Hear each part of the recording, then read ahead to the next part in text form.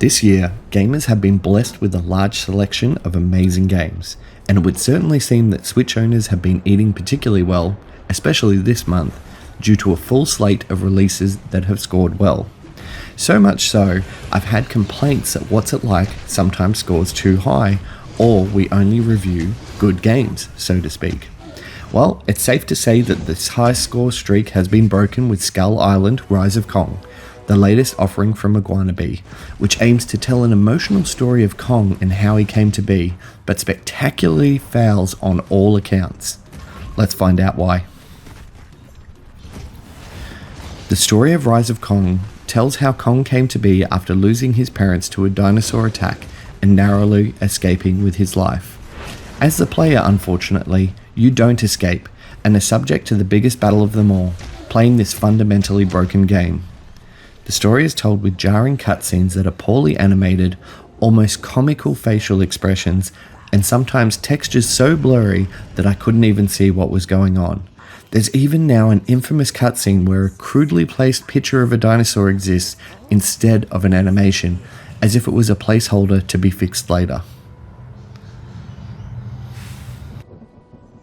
The graphics of the game have the Unreal Engine blur to them when playing in handheld mode, which I'm not sure why, since the actual engine looks incredibly dated. It would be able to run on a PS2 era machine. Environments are bland, textures are low resolution, and the inhabitants of Skull Island are unimaginative and hard to discern, as they appear to be a blurry mess of colours walking nonchalantly towards Kong as they attempt to attack him. The gameplay consists of buggy and broken combat and platforming as you navigate Skull Island with poor checkpoints and infuriating mechanics. I didn't even finish the game for this review, as I reached a checkpoint with low health and was unable to complete the section to move forward. After 1 hour of trying to move forward by charging through the enemy and running back and forth, I simply gave up. The enemies seem to be able to hit you no matter where you're positioned, and a lack of health indicators mean you wildly punch, roll, or attempt to jump attack when the controls work. Sometimes attacks work, other times button combinations don't do anything. Platforming sections are also frustrating, with certain areas meaning you have to position yourself right on the edge of the cliff to jump to another. There's no flow or fluidity of movement, and it's just simply not fun to explore. I have a core philosophy here at What's It Like, and that's to focus on the good of a game, while respectfully critiquing core gameplay and mechanics, and I believe that reviews can be subjective, as there's a game for everyone. I don't believe that to be the case here.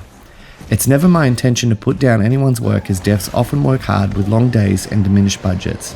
Skull Island: Rise of Kong should have never been released in this state, and despite it already having an update, the game is a fundamentally broken mess. It's an insult to the legacy of what is arguably the most famous monster behind Godzilla. It's somehow a complete regression to the previous game, released all the way back in 2005, and to ask gamers for $60 Australian for it is an absolute joke. I would hate to say it, gamers, but Skull Island: Rise of Kong only succeeds in one area, and that's knocking the Lord of the Rings golem off the podium for the worst game of 2023. Avoid at all costs. We award this game a 26 out of 100.